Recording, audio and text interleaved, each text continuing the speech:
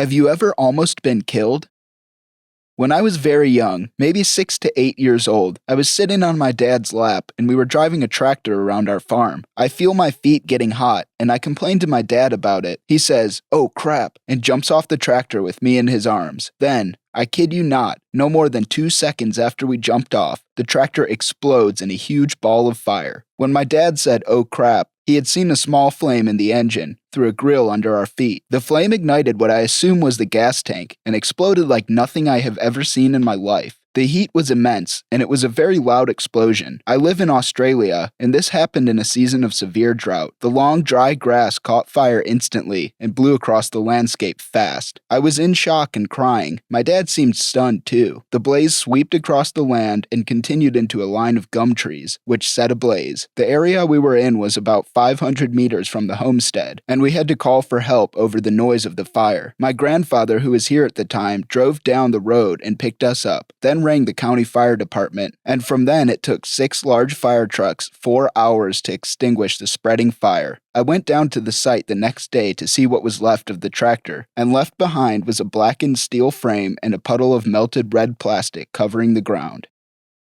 My mom and dad divorced when I was 3, and mother married a meth head after that. They were going to a farm to steal some ammonia. They were making and selling meth. I had no idea what was going on. I was only 6 when this happened, but I wanted to go with them instead of being left alone at the trailer again. So we get to this farm at the butt crack of dawn, and Charles slips out with a jug and a cooler. He comes back, peels out of there with the ammonia in the floorboard. The fumes filled the single cab truck, and I couldn't breathe. I was flailing and gasping, but they wouldn't open the windows for fear that the cops would smell it going 100 down the freeway. I remember seeing black splotches in my vision before passing out. The next thing I remember is my face being pressed to the little black window and breathing sweet, clean air again. We got home, and I just slept for hours. This happened in the immediate aftermath of Hurricane Katrina, within a few days, and was the most terrifying moment of my life. That me and my sister are still alive and with our family is amazing. My sister and I were throwing a baseball in the front yard when my sister threw it badly, and I had to go chase it. Well, where I was going to get the ball, I could see her, but a truck pulled up, and I'm assuming she couldn't see me. Then a man jumped out, grabbed my sister, and jumped back into the truck. Unbeknownst to me, my dad also saw, but I took off running after the truck. I was only 15 at the time, but I played many sports and was quite athletic, and for whatever reason, the truck stopped at the end of the street just long enough for me to reach it and open the door. I grabbed my sister, who was fighting with the man in the front seat, but in the process of pulling on her, I pull him out too, and we start fighting. I tell my sister to run, and she does, but I can't get away from the man. The driver walks around and tells me I've made a huge mistake, and points a gun right in my face. All of a sudden, I hear my dad bellow, "Drop it or I'll kill you both," with his shotgun aimed at the guy's chest. The guy I'm wrestling with lets go and jumps in the truck, but the other guy was not so lucky. He rounded the truck with the gun still in his hand, and my dad shot. My dad says he barely nicked him just to get the point across, but the man screamed, dropped the gun, jumped in the truck, and took off. As he drove off, Dad shot the truck so cops could identify it easier. There was a significant amount of blood where the guy had been shot. Also just gave you an idea of what things are like when the government is broken. We called the cops, and after hearing that we were okay, told us sorry, but they had bigger things to deal with. Background. Back when I was in 6th grade, I was unfortunate enough to get Burkitt's lymphoma. Chemo is the usual treatment, and along with that, part of the chemo is to get spinal taps to protect and test the spinal cord. It is important to note that I was also a freakishly large 6th grader, at just under 6 feet tall and over 200 pounds. So the events went down like this. On a particular spinal tap they were giving me, I was resisting the anesthesia they had given me, and they had to up the dosage. Not a problem. I got knocked out fine, and the procedure went as planned. Fast forward to the next time I needed to get one. Before they put me under, the doctor had mentioned that it was her first time doing one solo, and that she was really excited.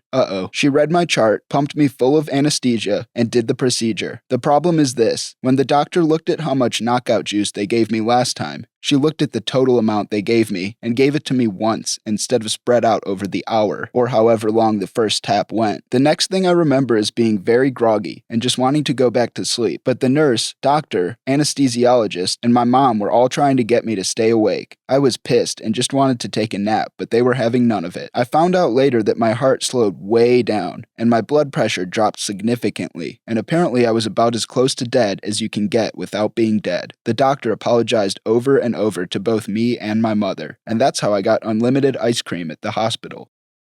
A couple of winters ago, I went out drinking with my roommates, and all night afterwards, I felt like absolute crap. Headache, vomiting, sweating profusely, extremely disoriented with auditory hallucinations. In my confused state, I figured it was just the alcohol, or food poisoning, or something. But in the morning, I discovered that the same thing happened to everybody else in the house. Turns out the chimney for our heater had gotten clogged and was leaking carbon monoxide into the house all night while we slept. The maximum safe ppm for carbon monoxide is something like 24 ppm. I ran out and got a detector, and it immediately started chirping with a readout of over 800 ppm. The gasworks guys wouldn't even step back into the house after they took their reading, and according to them, we probably shouldn't have lived through the night, and would definitely all be dead if we spent another few hours in the house. Moral of the story, buy a darn carbon monoxide detector if you don't already have one.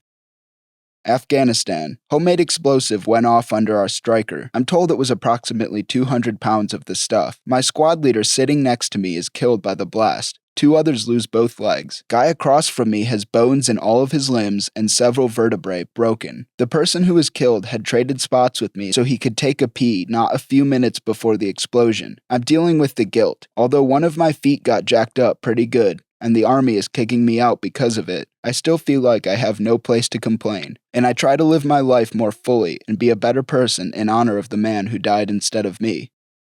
On February Day, 10 years ago, a younger, 11 years old, and nerdier version of me was walking home from school together with a few classmates. The temperature had been around 0 degrees Celsius for the last week, some days above, resulting in thawing of the still thick layer of snow, and some days right below, refreezing the water, creating extremely slippery roads. As we were walking uphill, happy that school was over for the day, some of the cooler kids started to throw snowballs at each other. Suddenly, they decided to all gang up on the smallest amongst the group, me. As the snowballs flew towards me through the air, I flinched and took a step backwards, slipped on a spot of ice, and fell out onto the road. As I spin around 180 degrees in midair, I can see the old Volvo just a few meters from me, heading my direction downhill on an icy road. As I fall on my stomach and close my eyes in fear of what I think will be my death, I can hear the brakes screeching and my classmates screaming, and suddenly I feel something bump into my backpack and pushes a foot downhill. After a moment of complete silence, me thinking I was dead, I finally realized I wasn't, and I dared to open my eyes. All I see is the dark rubber of a wheel, inches away from my face. My backpack, or rather the amount of school books in my backpack, saved me from getting hit by the front of the car, with enough force to push me to safety, leaving my head intact. Without those extra 5 inches on my backpack, my brain would have ended up as a puddle of red jello on the road. And thanks to the old man in the car, slowing down to 5 miles per hour when passing playing school children, being fast enough on the brakes, and having put on brand new winter tires for the season.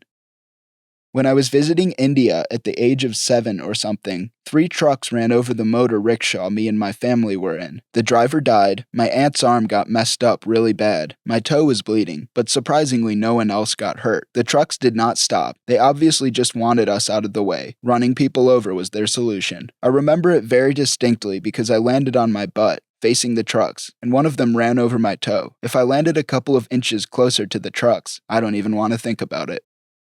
One time I was almost kidnapped, which I'm pretty sure would have ended in murder. I was living in Bridgeport, in an area where there was a lot of construction going on. The stretch of street I walked every day was pretty desolate for a city, but for the most part, busy with pedestrian traffic. Well, this one day I'm walking back from the train to my apartment, and I notice a van is driving slowly. I start to speed up, and I hear the window roll down. The guy in the van yells out to me, "Karen, get in the van." My name is definitely not Karen, and I was not about to get in the van, so I book it fast. The guy in the van speeds up and he is yelling, "Karen, get in the van. Don't make me come out there and get you, Karen." And I'm like, "My name isn't Karen. Frick you." And I run into the nearest neighborhood. The guy turns to follow me, and I'm just weaving in between houses, freaking the frick out. For whatever reason, there is no one outside for once in the entire time I lived in that neighborhood, and no one will answer their door this whole time. I'm trying to call the cops on my phone while running like a goddarn idiot, and I am so shaken I can't even dial because this guy is driving up and down the streets of this neighborhood looking for my butt. I ended up hiding in someone's bushes for 15 minutes until he finally drove away. I notified the cops of the shady behavior, and maybe I overreacted, but frick, I was scared.